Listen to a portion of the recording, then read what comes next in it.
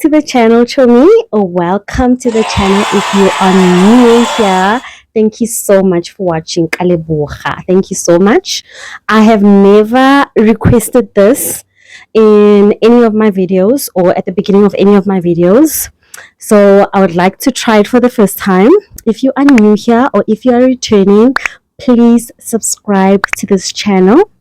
I know that I do not have hundreds of videos, but I am an aspiring content creator. So please, please, please subscribe to this channel. Okay, so if you are new to this channel and you do not know who I am a single mother, a solo parent.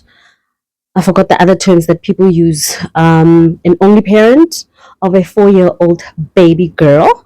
And one of the concerns that I think all parents have, particularly for solo parents, is financial challenges.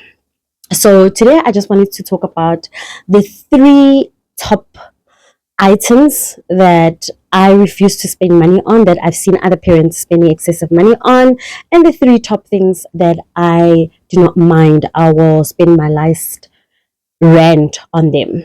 Okay, so yeah, let's start. Right at the top of the list, and a lot of people might disagree with me, is I will not and I refuse to spend a lot of money on my toddler's clothes and shoes. Okay, so let me elaborate on that a little bit. So my daughter is 4 years, as I said. This perspective might change in the future, but currently for a child who wears clothes and shoes for a maximum of 6 months, some shoes she even wore them for less than 2 months. I do not spend excessive money on that. So recently I started shopping on Shein, and Shein has become my best friend for shopping for my daughter's clothes because I get an entire outfit on Shein for 100 rand. Okay, and prior to that I spent money at Pep, at Ackermans. He tried to strictly purchase sale items, so I strictly purchase sale items. And then also I'm part of a couple of mommy groups. So in those groups, we parents, it's a mommy group and it's a parenting group. The parenting group also includes a single male parents.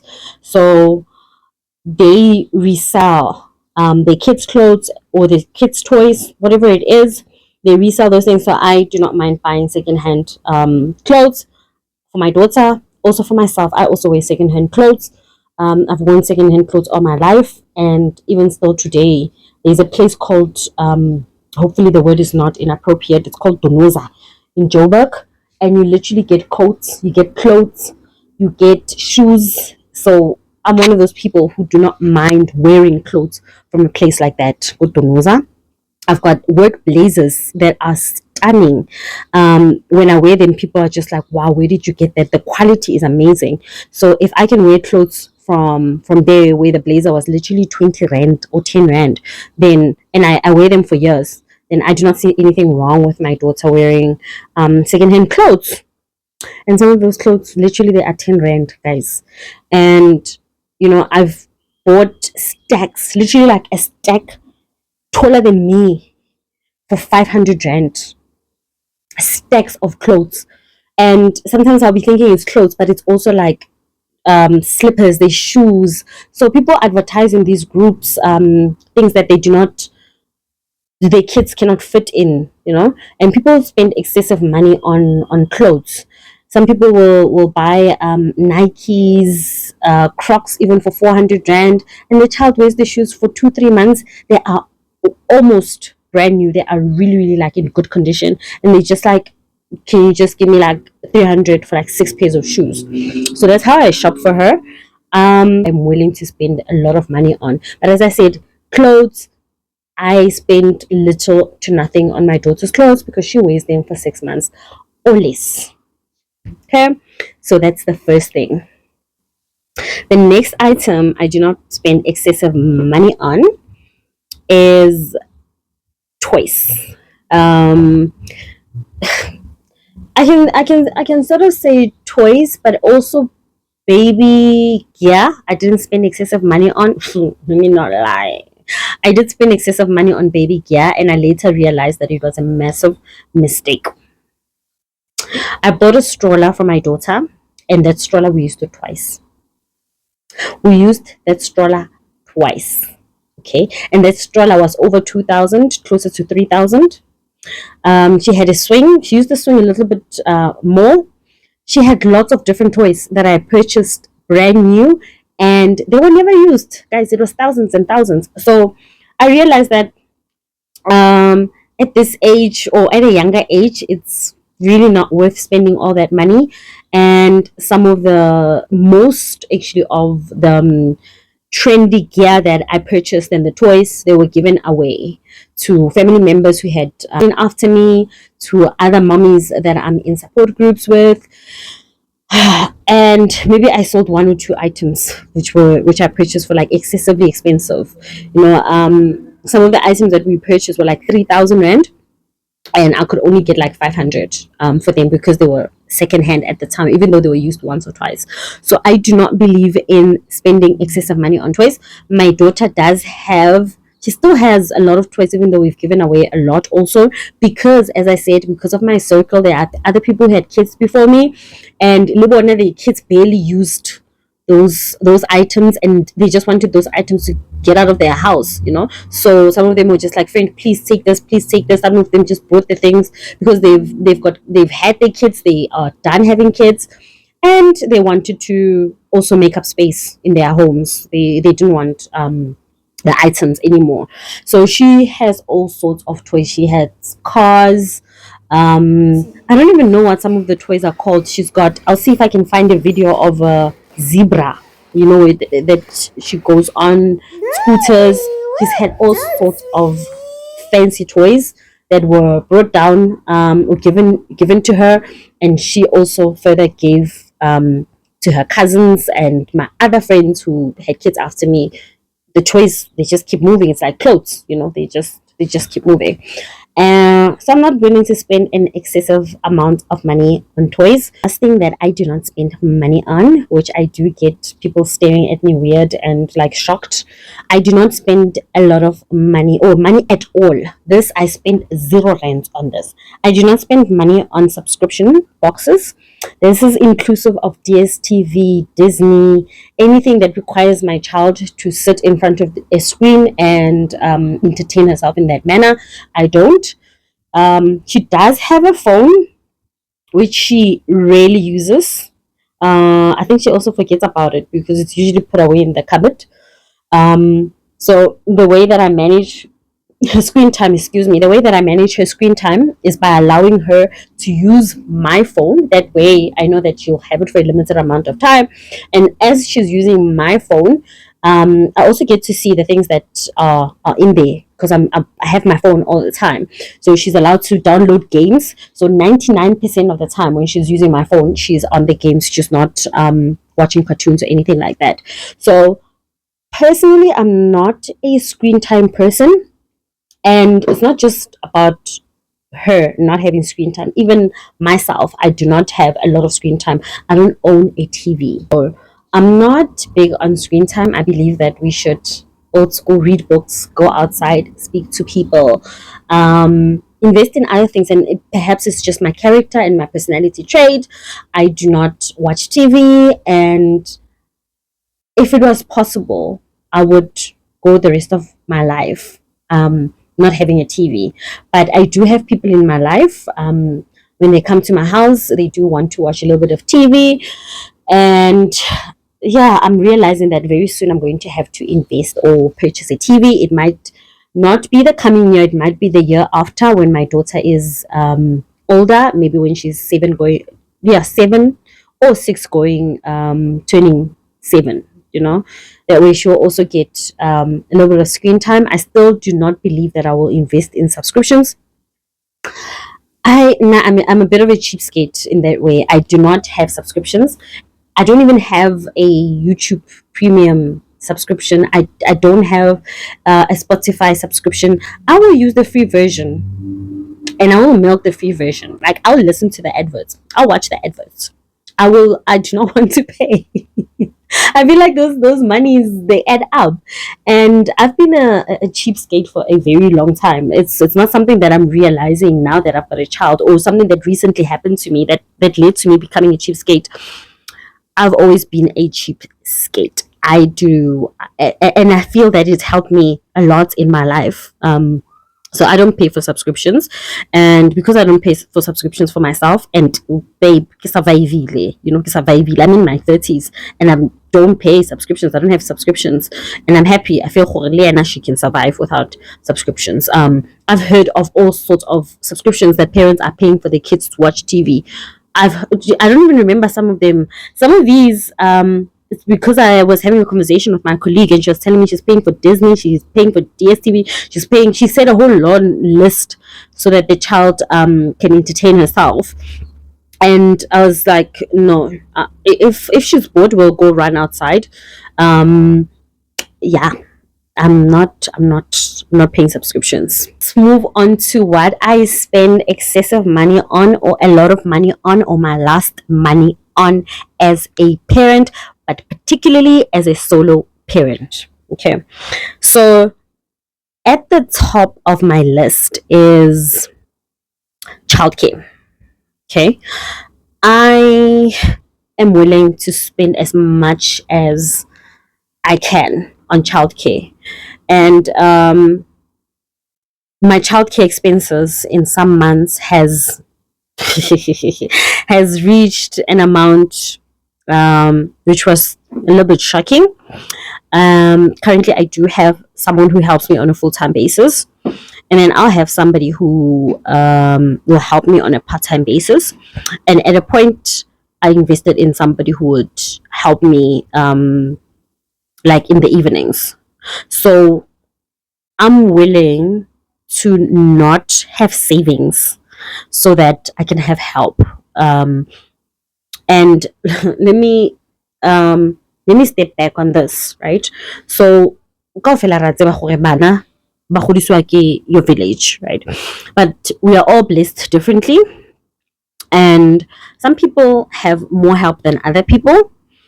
And if you do not have that much physical assistance, which is what I feel mothers need, parents need, they need somebody to physically come to their house and watch their child so that they can sleep, watch their child so that they can work, watch their child just so that they can get a breather, so that they can gather their sanity.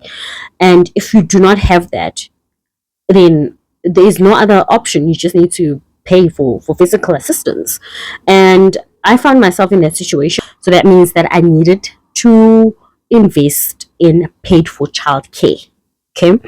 Paid for childcare became a necessity, or it is a necessity for the mother's mental well-being. If you've had a child before, you know the sleepless night. I had a child who's got allergies. I've got a child who's got allergies, who's got skin problems, eczema, who had colic. So she would literally sleep for a maximum of 45 minutes and wake up and scream. So I soon realized that for me to be able to be okay, I would need to put in financial intervention. Like the finances was the only thing that could help me. So I will pay for help. I will pay for help. Many expenses, I will pay for it. And on top of that, I'll pay for additional assistance, like a helper, for instance, that person to help me to clean the house, any other assistance that will lead to me being mentally okay, that will lead to me being able to sleep, because if you've had enough sleep, you're well rested, you're able to go outside and get some air. A well-rested mom is just a great mom. You are able to give the necessary attention to your child, and postpartum depression is nothing to play with. It's really nothing to play with. So at a time in my life, I had to put aside savings or investments. I had to pause that parts of my life. I had to stop investing. I had to stop saving so that I had enough money to pay people to help me. So that's my advice, that if you finding yourself in a if you find yourself in a situation where you do not have a village, like, or restructure your finances, and if you were used to putting away an X amount of money for emergencies, you might have to pause that for a while your child grows, so that you can actually survive, or make it through that phase, with sanity. You need help. Put away this put aside your savings for now, put aside the investments for now, and focus on you being mentally okay. Those investments, those savings, they're not going to matter if you are not mentally okay, if you are not emotionally okay. You might not make it out of that postpartum phase, with sanity. Some women don't make it at all, some children don't make it at all, because their moms were not okay. So I will spend whatever money that I need to spend, so that I am okay and my child is okay. So nannies, helpers, I put in money on that. At some point, I contacted a sleep professional because my child was not sleeping, and I don't remember how many thousands she charged for that, but I didn't have the thousands. But she did help me at a discounted rate, to say, this is what the child needs, this is what the child needs for the child to be okay. And my daughter is okay. She gave me some really good advice. Unfortunately, I couldn't afford for her to come to my house and physically help me with her, but she did do some virtual work for me. So yeah, I vouch for paying for your village. Pay for your village if you don't have it, babe. The next one that I'm willing to spend excessive money on is my child's education. Okay, so the education includes personal growth, curriculum activities. So it includes her being able to go to swimming. It includes her being able to do other extracurricular activities, in order for her to learn different skills. I will pay whatever amount I need to pay for her to learn skills, to get the best education that I can get for her. So instead of going to Woolies and spending 3 to 4 thousand on clothes, I'd rather take that money and add it to the school fees that I'll be paying for her, and buy her a stack taller than me, of secondhand clothes for 500 rand, while I know that she's getting the best education that she can possibly get. And that's because of what I saw, what my mom did for us, her kids, right? So my mom is a teacher, and she wasn't wealthy. She was just a middle class earner. Teachers don't earn a lot of money. It's like nurses; they don't earn a lot of money. But she did her best. My mom went as far as taking loans. Excuse me, that we can go to the best schools that she can possibly get us in. And I can see the fruits of that in our lives. My mom made sure that we got an education, and she knew exactly what she was doing, because it really worked. It really changed the narrative in our family. And I regard myself and my siblings as thriving, comparing where we come from, comparing where my mother comes from. My mom was one of 6 children, raised by a single mother, and they grew up in utmost poverty. Their mother, my grandmother, was a domestic worker. So she was a domestic worker in Gauteng, and her kids were back home in the villages, basically raising themselves. So when I look at what could have been and how my mother fought by taking us to school, I know I will invest whatever cent I have on my child's education. I'll put whatever monies that I have on my child's education. As I said, my mom went as far as taking out loans to take us to school. So hi, big ups to my mom. She really taught me something there, and I will be carrying that forward with my child.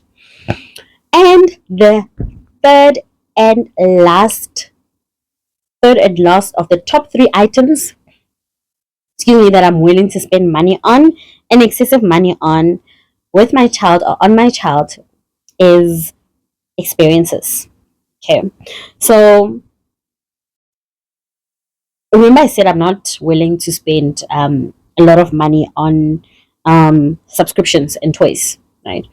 So instead of paying like 1,000 rand on a toy, I'd rather take that money and enjoy experiences or an experience with her.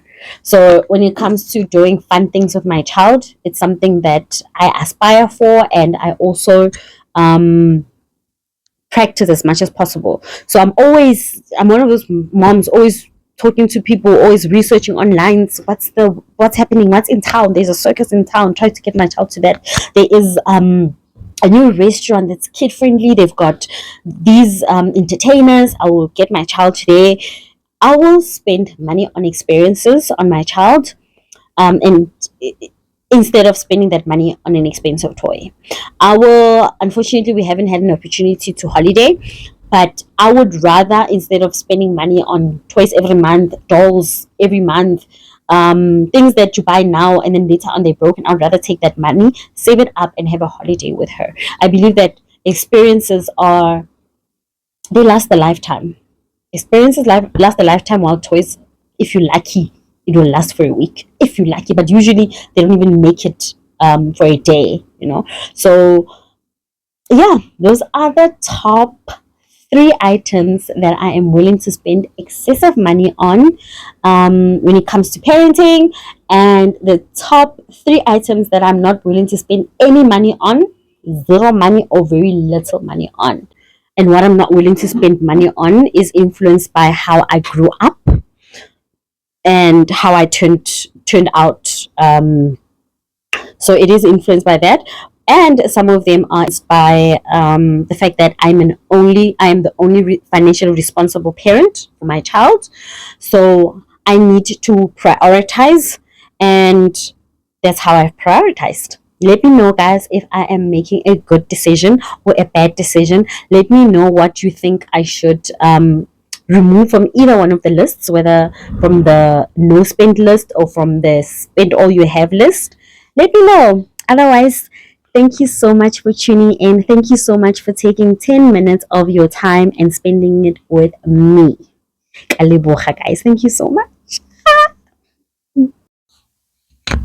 Hi, Chomi. Welcome back to my channel. Or if you first